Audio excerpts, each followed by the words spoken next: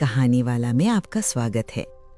सिंहासन बत्तीसी की इस श्रृंखला में आपने अब तक सुना कि कैसे राजा भोज को सम्राट विक्रमादित्य का 32 पुतलियों वाला सिंहासन मिलता है। वह जब राजा भोज उस पर बैठने जाता है तभी उस सिंहासन में जड़ी हुई पुतलियां उसे ऐसा करने से रोक देती हैं। वह उसे उस सिंहासन के सम्राट महाराज विक्रमादित्य की कथा सुनाती हैं, जो जुड़ी है उसी सिंहासन से। अब आगे की कहानी।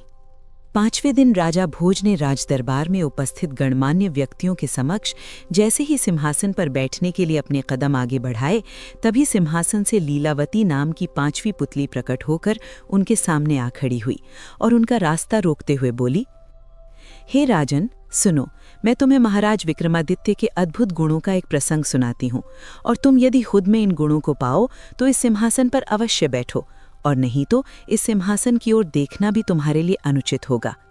हे राजा भोज, अब मैं तुमसे ये प्रसंग कहती हूँ। एक दिन 2 पुरुष आपस में तीव्र विवाद करने लगे। पहला कहता था, कर्म सबसे बड़ा है। दूसरा प्रतिवाद करता, बल ही सबसे बड़ा है। तभी एक तीसरा व्यक्ति जो वहां उपस्थित था बोला, भाग्य सबसे बड़ा है, क्योंकि भाग्य के बिना न कर्म सफल होता है न बल काम आता है। इस पर चौथा व्यक्ति जो बल का समर्थक था कहने लगा, यदि कोई सच्चा बलवान हो तो वो समस्त जगत को वश में कर सकता है। इस प्रकार चारों के बीच घोर वाद विवाद छिड़ गया। अंततः वे सभी देवताओं के राजा इंद्र के पास पहुंचे। देवराज की सभा में पहुंचकर वे इंद्र से हाथ जोड़कर विनयपूर्वक बोले, हे देवराज, आप न्यायालय के अधिपति हैं। कृपा करके हमारे इस विवाद का निपटारा कीजिए और बताइए कि कर्म, बल या भाग्य, इनमें सबसे श्रेष्ठ कौन है। राजा इंद्र कुछ क्षण विचारमग्न रहे, फिर बोले, ये न्याय हमारे अधिकार से परे है।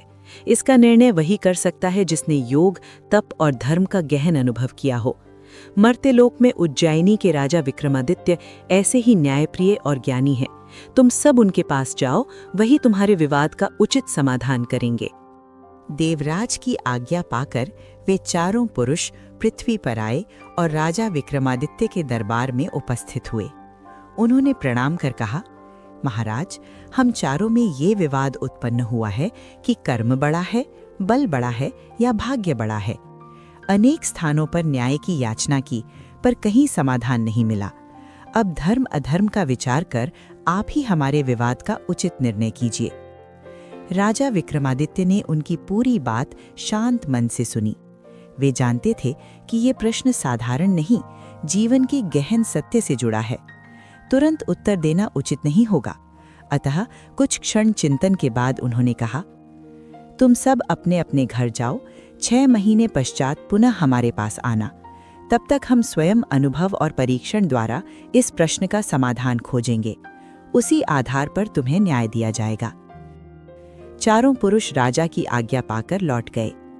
उधर राजा विक्रमादित्य गहन चिंता में डूब गए। ये प्रश्न साधारण न था, कर्म बड़ा, बल बड़ा या भाग्य। सत्य का निर्णय अनुभव से ही संभव था। अतः उन्होंने निश्चय किया कि वे स्वयं संसार में घूमकर इस रहस्य का भेद जानेंगे। एक रात वे राजसी वस्त्र त्याग कर साधारण वेश में तैयार हुए, कमर में खड्ग बांधी और मन में दृढ़ संकल्प किया, जब तक इस प्रश्न का भेद न जान लूंगा तब तक अपने राज्य में वापस न लौटूंगा। ऐसा प्रण कर वे गुप्त रूप से विदेश की ओर प्रस्थान कर गए। चलते चलते अनेक वन, पर्वत और ग्राम पार करते हुए वे समुद्र के किनारे पहुंचे। वहां उन्होंने एक अद्भुत नगर देखा, अत्यंत विशाल, भव्य और मनोहर। उसके द्वार ऊंचे और अलंकृत थे। सड़कों पर स्वच्छता और व्यवस्था थी। भवन इतने सुडौल और भव्य थे मानो करोड़ों स्वर्ण मुद्राएं उन पर व्यय की गई हों। महलों की दीवारें जड़े हुए रत्नों से दमक रही थीं। ऐसा प्रतीत होता था मानो वहां सोना और हीरे सामान्य वस्तुएं हों। राजा ये सब देखकर मन ही मन बोले, जिसका ये नगर है वह राजा कितना प्रतापी और समृद्ध होगा। वे नगर में घूमते रहे। दिन ढल गया, पर नगर का विस्तार समाप्त न हुआ। संध्या समय वे एक बड़े बाजार में पहुंचे। उन्होंने देखा कि एक विशाल दुकान में एक धनी महाजन सिर झुकाए बैठा है। दुकान में बहुमूल्य वस्तुएं सजी थीं, पर व्यापारी के चेहरे पर चिंता की रेखाएं थीं। राजा उसके सामने जाकर खड़े हो गए। महाजन ने ऊपर देखा और बोला, भाई, तुम किस देश से आए हो? तुम्हारा मुख म्लान क्यों है? क्या तुम किसी संकट में हो? अपना परिचय दो। किसके पुत्र हो? तुम्हारा नाम क्या है? और यहाँ किस प्रयोजन से आए हो? राजा ने विनम्रता से उत्तर दिया, सेठ जी, मेरा नाम कीर्ति है। मैं परदेश से आज ही इस नगर में आया हूँ। मेरा मन यही चाहता है कि मैं इस नगर के राजा की सेवा करूं। आज उनसे भेंट न हो सकी। कल दरबार में उपस्थित होकर निवेदन करूंगा कि वे मुझे अपने यहाँ नौकर रख लें। जो वे उचित वेतन देंगे, उसी में संतोषपूर्वक जीवन बिताऊंगा। ये कहकर राजा शांत भाव से खड़े रहे, मानो सचमुच एक साधारण युवक हों जो रोजगार की तलाश में आया हो। विक्रमादित्य ने सत्य की खोज के लिए अपना राज्य, वैभव और पहचान तक त्याग दी। यही उनके धैर्य और ज्ञान की महिमा थी। ये सुनकर महाजन चकित हुआ। उसने भौएं उठाकर कहा, भाई, तुम प्रतिदिन क्या वेतन लोगे? राजा ने निर्भीक स्वर में उत्तर दिया, यदि कोई मुझे प्रतिदिन 1 लाख रुपए दे तो मैं उसके यहाँ सेवा करूंगा। महाजन विस्मित होकर बोला, तुम ऐसा कौन सा कार्य करते हो जिसके लिए कोई तुम्हें रोज लाख रुपए दे? पहले अपना गुण तो बताओ। राजा शांत भाव से बोले, मैं जिस स्वामी के यहाँ रहता हूँ उसके कठिन से कठिन संकट में काम आता हूँ। जब सब उपाय निष्फल हो जाएं, तब मैं सहायता करता हूँ। मेरे रहने से उसका भय दूर रहता है। महाजन हंस पड़ा। उसे लगा ये युवक अभिमानी है, पर उसके चेहरे की दृढ़ता देखकर उसने सोचा शायद इसमें कोई विशेषता हो। वो बोला, अच्छा, यदि तुम संकट में मेरे काम आ सको तो मैं तुम्हें प्रतिदिन लाख रुपए दूंगा। प्रातःकाल होते ही महाजन ने उसे अपना सेवक रख लिया और वचनानुसार दूसरे ही दिन 1 लाख रुपए उसके हाथ में रख दिए। राजा ने वह धन अपने लिए नहीं रखा। उन्होंने उस धन के 3 भाग किए। एक भाग भगवान के नाम संकल्प कर ब्राह्मणों को दान दिया, दूसरा भाग निर्धन और कंगालों में बांट दिया, शेष धन से भोजन बनवाकर भूखों को तृप्त किया। स्वयं उन्होंने अत्यंत साधारण भोजन किया और शेष सब दान कर दिया। नगर के लोग ये देखकर आश्चर्यचकित हुए। कैसा अद्भुत व्यक्ति है, लाख रुपए पाकर भी अपने लिए कुछ नहीं रखता। परंतु राजा के मन में एक ही ध्येय था, जीवन के अनुभव से ये जानना कि कर्म, बल और भाग्य में कौन श्रेष्ठ है। रात होने पर भी राजा का वही नियम रहा। यदि कोई फकीर आ जाता तो वे अपना वस्त्र तक गिरवी रखकर उसे भोजन कराते। स्वयं चने चबाकर गुजारा कर लेते, पर अतिथि और दरिद्र को कभी निराश न करते। कई दिनों तक वे इसी प्रकार प्रतिदिन लाख रुपए लेते और सब दान कर देते। नगर में उनकी उदारता की चर्चा फैल गई। धीरे धीरे सेठ के मन में विचार उठने लगा, ये युवक धन अपने लिए कुछ नहीं रखता, न तो विलास करता है न संचय। ये अवश्य ही कोई असाधारण व्यक्ति है। कुछ दिनों बाद सेठ के हृदय में एक व्यापारिक योजना जागी। उसने निश्चय किया कि वो एक विशाल जहाज तैयार कर दूर देश में व्यापार करने जाएगा। उसने अपने नौकरों को आदेश दिया, उत्तम माल लादा जाए, नाविक तैयार हों और शीघ्र प्रस्थान किया जाए। जब सब तैयारियां पूर्ण हो गईं, तब उसने महाराज विक्रम से कहा, मैं समुद्र पार व्यापार हेतु दूसरे देश जा रहा हूं। विक्रमादित्य ने शांत स्वर में उत्तर दिया, स्वामी, मैंने वचन दिया था कि संकट की घड़ी में आपके काम आऊंगा। आपने मुझे आश्रय दिया, वेतन दिया, अतः मैं भी आपके साथ चलूंगा। सेठ ने प्रसन्न होकर उन्हें भी जहाज पर चढ़ा लिया। शीघ्र ही जहाज समुद्र में रवाना हुआ। कई दिनों तक यात्रा शांतिपूर्वक चलती रही। अचानक एक रात आकाश में काले बादल घिराए। प्रचंड वायु चलने लगी। समुद्र की लहरें पर्वत के समान उठने लगीं। बिजली चमकने लगी। गर्जन से आकाश कांप उठा। जहाज डगमगाने लगा। नाविक भयभीत होकर इधर उधर दौड़ने लगे। कोई प्रार्थना करने लगा, कोई चिल्लाने लगा, हाय, अब प्राण नहीं बचेंगे। लहरों के प्रहार से जहाज मझधार में फंस गया। लंगर डाल दिया गया, पर वह भी एक ही स्थान पर अटक कर रह गया। जहाज न आगे बढ़ता था न पीछे लौटता था, मानो किसी अदृश्य शक्ति ने उसे रोक लिया हो। सेठ के चेहरे पर भय छा गया। वो कांपते हुए बोला, अब क्या होगा? ये संकट कैसे टलेगा? उसी समय विक्रमादित्य शांत खड़े समुद्र की ओर देख रहे थे। उनकी आंखों में भय नहीं बल्कि धैर्य और संकल्प था। इसी बीच तूफान और भी प्रचंड हो उठा। लहरें जहाज को झकझोरने लगी। सेठ ने घबराकर नाविकों से कहा, लंगर उठाओ, यहाँ से चलो। परंतु लंगर बड़ी कठिनाई से भी न उठ सका। वो समुद्र की गहराई में कहीं अटक गया था। जितना बल लगाया जाता उतना ही वो जकड़ जाता। अंततः सब निराश होकर परमेश्वर का स्मरण करने लगे। हे दीनदयाल, मझधार से पार लगाने वाला तेरे सिवाय कोई नहीं। जहाँ जहाँ संकट पड़ा तू ही सहायक हुआ है। अब हम तेरी शरण में हैं। उसी समय सेठ घबराकर विक्रम के पास आया और बोला, अब हम अथाह जल में फंस गए हैं। न किनारा दिखता है, न उपाय सूझता है। मुझे तुम्हारा वो वचन याद है, तुमने कहा था कि कठिन समय में मेरे काम आओगे। इससे अधिक कठिन घड़ी और क्या होगी? अब तुम ही कुछ करो। सेठ की बात सुनकर विक्रमादित्य तुरंत उठ खड़े हुए। उन्होंने खड्ग हाथ में लिया और जहाज के नीचे उतरने का मार्ग पकड़ा। वे समुद्र में उतरे और लंगर की स्थिति देखने लगे। अनेक युक्तियां की, पर कोई उपाय सफल न हुआ। अंततः उन्होंने ऊपर खड़े लोगों से कहा, सेठ जी, यहाँ से मोटी रस्सी नीचे डालो। लोगों ने रस्सी नीचे डाली। विक्रम ने उसे पकड़ा, लंगर तक पहुंचे और प्रचंड वेग से उसे काट डाला। जैसे ही लंगर कटा, समुद्र की तीव्र लहरों और वायु के वेग से जहाज आगे बढ़ निकला। सबके प्राण बच गए। परंतु उसी क्षण विक्रम के हाथ से रस्सी छूट गई। प्रचंड धार उन्हें बहाकर दूर ले गई। जहाज आगे निकल गया और वे उसी स्थान पर समुद्र की लहरों के सहारे रह गए। सच ही कहा गया है, जो कुछ विधाता ने कर्म में लिखा है उसे कोई मिटा नहीं सकता। विक्रमादित्य लहरों के साथ बहते गए। न भय, न पश्चाताप, केवल धैर्य।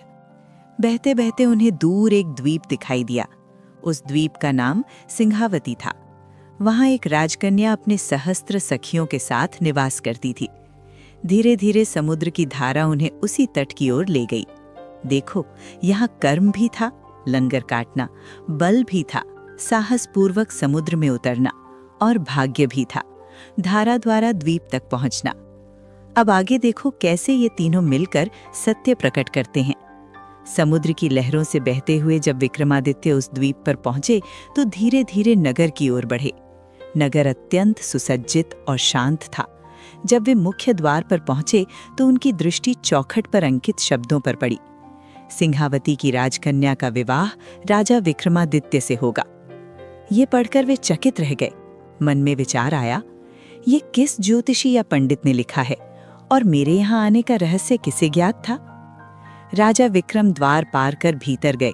सामने एक भव्य महल था। प्रासाद में कोमल सुगंध फैली थी, पर उस समय वहां कोई पुरुष दिखाई न देता था। केवल सुंदर स्त्रियां और सखियां विभिन्न स्थानों पर विराजमान थीं। एक ऊंचे सिंहासन पर राजकन्या सिंहावती की सखियां बैठी थीं। विक्रम निडर होकर पास जाकर बैठ गए। थोड़ी ही देर में एक सखी ने उन्हें देखा और तुरंत भीतर सूचना दी। क्षण भर में स्वयं राजकन्या वहां आई। वो अपूर्व रूपवती थी, मानो चंद्रमा की शीतल आभा साकार हो उठी हो। विक्रम को देखते ही वो विस्मित हुई, पर उसके मुख पर भय नहीं, प्रसन्नता झलक रही थी। वो बोली, आप ही राजा विक्रमादित्य हैं। हमें पूर्व से ही ये संकेत मिला था कि आप ही मेरे भाग्य के स्वामी हैं। ये सुनकर विक्रम भी आश्चर्यचकित हुए। उन्होंने राजकन्या का हाथ थाम लिया और दोनों सिंहासन पर विराजमान हुए। सखियां पहले से ही इस रहस्य से परिचित थीं कि भविष्यवाणी के अनुसार विक्रमादित्य ही यहाँ आएंगे और विवाह होगा। तुरंत पुष्पमालाएं लाई गईं। गंधर्व विधि से उनका विवाह संपन्न हुआ। मंगल गीत गूंज उठे। सुगंधित पुष्पों की वर्षा होने लगी। राजा, जो अभी तक समुद्र के दुख और संकट से जूझ रहे थे, अब उस अप्रत्याशित सुख को देखकर मुस्कुरा उठे, मानो विधाता ने एक ही क्षण में दुख को सुख में बदल दिया हो। दोनों पति पत्नी आनंद पूर्वक रहने लगे। यौवन की मधुरता, राजसी वैभव और प्रेम का उल्लास, सब कुछ वहां उपस्थित था। सखियां सदा सेवा में तत्पर रहती। राजकन्या चकोर की भांति राजा के मुख की ओर निहारती रहती। धीरे धीरे समय बीतता गया। विक्रमादित्य इतने सुख में लीन हो गए कि अपने राज्य और उद्देश्य की स्मृति भी क्षीण पड़ने लगी। जैसा साहस और व्रत राजा विक्रम ने किया था, वैसा ही विधाता ने भी उनके जीवन में विचित्र खेल दिखाया। कभी समुद्र में डुबोया, कभी राज सुख में बिठाया। यही तो भाग्य की लीला है। सिंहावती के महल में रहते हुए एक सखी ऐसी थी जिसे राजा विक्रमादित्य के प्रति विशेष करुणा उत्पन्न हुई। वो राजकन्या की अंतरंग सखी थी और राजमहल के अनेक रहस्यों से परिचित थी। एक दिन अवसर पाकर वो धीरे से राजा के पास आई और बोली, राजन, आप यहाँ अनायास आ फंसे हैं। ये स्थान जितना सुंदर दिखता है उतना सरल नहीं है। जो यहाँ आता है वो फिर सहजता से बाहर नहीं जा पाता। आपका नाम सुनकर, आपके धर्म, दया और परोपकार की कथा जानकर मेरे हृदय में आपके लिए करुणा जागी है। आप जैसे धर्मात्मा, दयालु, दाता और प्रजावत्सल राजा का यहाँ सुख में डूबे रहना उचित नहीं। उधर आपके राज्य में लाखों प्रजा आपके बिना दुखी होती होगी। क्या आपने कभी उनका स्मरण नहीं किया? सखी के ये वचन सुनते ही जैसे निद्रा में सोए हुए राजा का चित्त जाग उठा। उन्हें अपने राज्य, अपनी प्रजा, अपने कर्तव्य और उस प्रश्न की याद आई जिसके समाधान हेतु वे निकले थे, कर्म, बल और भाग्य का भेद। उन्हें स्मरण हुआ कि वे यहाँ केवल सुख भोगने के लिए नहीं आए थे, बल्कि सत्य की खोज में निकले थे।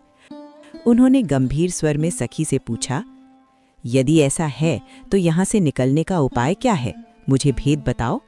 सखी बोली, राजकन्या की अश्वशाला में एक अद्भुत घोड़ी है। वो ऐसी वेगवती है कि उदय से अस्त तक आकाश की सीमा छू सकती है। यदि कोई उस पर बैठ जाए तो वो दूर देश तक पहुंच सकती है, परंतु उसका रहस्य केवल कुछ लोगों को ही ज्ञात है। राजा ने ये बात मन में बसा ली।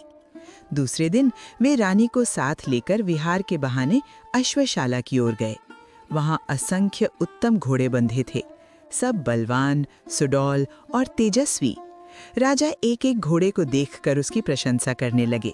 रानी प्रसन्न होकर बोली, यदि आपको इनमें से किसी पर सवारी का शौक हो तो निस्संकोच कहिए, ये सब आपके लिए ही हैं। राजा ने सहज भाव से कहा, यदि अनुमति हो तो मैं इन पर सवार होकर अभ्यास करना चाहूंगा। रानी ने तुरंत आदेश दिया और दूसरे दिन वो विशेष घोड़ी भी उनके लिए मंगवाई गई। राजा उस पर सवार हुए और महल के चारों ओर घूमने लगे। घोड़ी सचमुच अद्भुत थी। उसके कदमों में बिजली की सी फुर्ती थी। रानी ये देखकर अत्यंत प्रसन्न होती थी कि राजा प्रसन्नचित होकर सवारी कर रहे हैं। राजा भी बाह्य रूप से आनंदित दिखाई देते, पर भीतर उनके मन में लौटने की योजना दृढ़ होती जा रही थी। इसी प्रकार कई दिनों तक वे भिन्न भिन्न घोड़ों पर सवार होते रहे, अभ्यास करते रहे और सबको ये विश्वास दिलाते रहे कि वे केवल विहार और मनोरंजन में रत हैं। परंतु उनके मन में अब फिर से कर्तव्य की ज्वाला प्रज्वलित हो चुकी थी।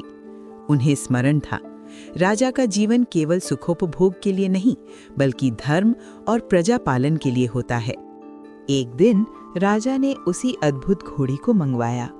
रानी ने हंसते हुए आज्ञा दी और स्वयं निश्चिंत रही। उसे तनिक भी आभास न था कि आज क्या होने वाला है। राजा उस वेगवती घोड़ी पर सवार हुए। जैसे ही उन्होंने एड़ी लगाई, घोड़ी मानो वायु के समान आकाश में उछली और देखते ही देखते महल, उद्यान और सखियां सब पीछे छूट गए। रानी और उसकी सखियां कुछ समझ ही न सकीं। जब तक होश आया तब तक राजा दृष्टि से ओझल हो चुके थे। सखियां पश्चाताप करती रह गईं और रानी विस्मित होकर आकाश की ओर निहारती रह गई। घोड़ी अपार वेग से उड़ती हुई दूर देश ले चली और अंततः राजा को अत्रावती नगरी के समीप उतार दिया। वहां एक शांत नदी बहती थी। उसके तट पर एक सिद्ध पुरुष ध्यानमग्न बैठे थे। उनका शरीर तेजस्वी था, नेत्र अर्धनिमीलित और चारों ओर एक अलौकिक शांति व्याप्त थी। राजा ने उतरकर विनम्रतापूर्वक दंडवत प्रणाम किया और समीप बैठ गए। कुछ समय बाद सिद्ध ने नेत्र खोले। उनके मुख पर प्रसन्नता झलकी, मानो वे राजा के आगमन से पूर्व ही परिचित हों। उन्होंने स्नेहपूर्वक कहा, राजन, तुम्हारा यहाँ आना संयोग नहीं, विधि का विधान है। फिर उन्होंने अपने पास रखी एक पुष्पमाला उठाकर राजा के गले में डाल दी और बोले, ये विजय माला है। इसका गुण ये है कि जहां भी तुम जाओगे विजय तुम्हारे साथ होगी, और जब ये माला धारण करोगे तब तुम सबको देख सकोगे, पर कोई तुम्हें देख न सकेगा। इसके बाद सिद्ध ने एक अद्भुत छड़ी राजा को दी और उसका रहस्य समझाया। इस दंड का प्रभाव रात्रि के चारों पहरों में भिन्न भिन्न प्रकार से प्रकट होगा। प्रथम पहर में यदि तुम इसके समीप विश्राम करोगे तो जो भी जड़ाऊ गहना या अलंकार मांगोगे ये प्रदान करेगी। दूसरे पहर में एक अत्यंत रूपवती नारी प्रकट होगी, ऐसी कि उसे देखकर मन मोहित हो जाए। तीसरे पहर में यदि इसे हाथ में लेकर चलोगे तो तुम सबको देख सकोगे पर कोई तुम्हें न देख पाएगा। और चौथे पहर में ये काल के समान भयंकर रूप धारण कर लेगी, तब कोई शत्रु तुम्हारे निकट आने का साहस न कर सकेगा। राजा ने आदरपूर्वक उन वस्तुओं को ग्रहण किया और वे समझ गए कि ये सब भी उनके जीवन पथ का एक भाग है। सिद्ध ने अंत में आशीर्वाद देकर कहा, जाओ राजन, अब तुम्हारा मार्ग स्वयं प्रशस्त होगा। इतना कहकर योगी ने उन्हें विदा किया और राजा पुनः अपनी नियति की ओर अग्रसर हुए। राजा अपने राज्य उज्जैन की सीमा के निकट पहुंचे तब उनके मन में अनेक विचार उठ रहे थे। कितना कुछ घटित हो चुका था। समुद्र का तूफान, सिंहावती का सुख, सिद्ध का वरदान, सब मानो एक स्वप्न की भांति प्रतीत हो रहा था। पर अब उनका लक्ष्य स्पष्ट था, अपने राज्य और अपने धर्म की ओर लौटना। उसी समय उन्होंने सामने से एक ब्राह्मण और एक भाट को आते देखा। दोनों साधारण वेश में थे, किंतु मुख पर तेज था। वे निकट आए, राजा को पहचान लिया और तुरंत आशीर्वाद देते हुए बोले, महाराज, हम अनेक दिनों तक आपके द्वार पर सेवा करते रहे, आपकी उदारता और यश का गान किया, पर हमारा भाग्य ऐसा रहा कि हमें कोई विशेष फल प्राप्त न हुआ। आज पुनः दर्शन हुए हैं, सुकृपा दृष्टि की आशा है। राजा विक्रमादित्य ने ये सुनते ही तनिक भी विलंब न किया। उन्होंने सोचा, दान और कृपा ही तो राजधर्म का आभूषण है। बिना किसी प्रश्न के उन्होंने अपने पास की अद्भुत छड़ी ब्राह्मण को दे दी और विजयमाला भाट को अर्पित कर दी। साथ ही उन दोनों को इन दिव्य वस्तुओं का समस्त रहस्य भी बता दिया। माला की अदृश्यता और विजय का गुण तथा छड़ी के चारों पहरों के चमत्कार। दोनों ये सुनकर स्तब्ध रह गए। वे समझ गए कि ये कोई साधारण दान नहीं, बल्कि अपार सामर्थ्य का त्याग है। उन्होंने भाव विभोर होकर कहा, महाराज, इस समय आप राजा कर्ण के समान दानी हैं। पृथ्वी पर आप जैसा दानी और परोपकारी दूसरा कोई नहीं। जो वस्तु स्वयं आपके लिए रक्षा और विजय का साधन थी, उसे भी आपने सहज भाव से दान कर दिया। सचमुच दान ही आपका आभूषण है। ऐसा कहकर वे दोनों कृतज्ञता सहित विदा हुए। राजा भी शांत मन से अपने महल की ओर बढ़े। अब उनके हृदय में पूर्ण स्पष्टता थी। उन्होंने कर्म भी किया, बल भी दिखाया और भाग्य की लीला भी देखी, पर अंततः उनके स्वभाव की महानता दान और धर्म में ही प्रकट हुई। और इस प्रकार वे पुनः अपने स्थान पर विराजमान हुए, मानो कुछ हुआ ही न हो। पर भीतर से वे और भी अधिक अनुभवी, धैर्यवान और तेजस्वी बन चुके थे। तब दीवान, प्रधान और दरबार के सब बड़े अधिकारी उपस्थित हुए। राजा के सकुशल लौट आने का समाचार सुनकर समस्त उज्जैन आनंद से भर उठा। नगरी में मानो उत्सव सा वातावरण हो गया। उधर वे पुरुष जो कर्म, भाग्य और बल के विषय में विवाद करते थे, ये समाचार पाते ही तत्काल दरबार में आ पहुंचे। वे राजा के सामने हाथ जोड़कर खड़े हुए और बोले, महाराज, आपने हमसे 6 महीने का समय लिया था। वो अवधि पूर्ण हो चुकी है। अब कृपा कर हमारा न्याय कीजिए। कर्म बड़ा है या बल अथवा भाग्य? राजा विक्रमादित्य मुस्कुराए। उनके मुख पर अनुभव की गंभीरता झलक रही थी। वे बोले, मैंने इन 6 महीनों में संसार का बहुत रूप देखा, समुद्र का संकट देखा, भाग्य की अनोखी लीला देखी, अपने बल से जहाज को बचाया, कर्म से प्राणों की रक्षा की और भाग्य से राज सुख पाया। सुनो, बिना बल के कर्म सिद्ध नहीं होता और बिना कर्म के बल व्यर्थ है, परंतु इन दोनों के बिना भाग्य भी जागृत नहीं होता। कर्म बीज है, बल उसका जल है और भाग्य उसका फल है। तीनों एक दूसरे से जुड़े हैं। किसी एक को बड़ा और दूसरे को छोटा कहना उचित नहीं। जहां ये तीनों समवेत होते हैं, वहीं सफलता जन्म लेती है। राजा के मुख से ये निर्णय सुनकर विवादकर्ता संतुष्ट हो गए। उनका भ्रम दूर हो गया। वे प्रणाम कर अपने अपने घर लौट गए। तब लीलावती पुतली राजा भोज से बोली, हे राजा भोज, ये प्रसंग मैंने तुझे इसलिए सुनाया है कि तू अपने मन से अहंकार और भ्रम दूर करे। सिंहासन पर वही बैठने योग्य है जिसमें कर्म की निष्ठा, बल का साहस और भाग्य को विनम्रता से स्वीकार करने की बुद्धि हो। विक्रमादित्य में ये तीनों गुण थे, तभी वे इस सिंहासन के अधिकारी थे। यदि तू भी अपने को ऐसा योग्य समझे तभी आगे बढ़। ये कहकर वो पुतली मौन हो गई। राजा भोज ने ये कथा सुनकर गहन विचार किया। प्रातःकाल हुआ, वे पुनः सिंहासन पर बैठने के लिए तैयार हुए ही थे कि तभी छठी पुतली काम कंदला प्रकट हुई और बोली। उसने राजा भोज से आखिर क्या कहा वो हम सुनेंगे इस श्रृंखला के अगले भाग में। पर दोस्तों, आप जाने से पहले हमारे चैनल कहानी वाला को सब्सक्राइब अवश्य करें। साथ ही अगर ये कहानी आपको पसंद आई हो तो लाइक भी करें। वह हमें कमेंट करके बताएं कि आपको ये कहानी कैसी लगी। धन्यवाद।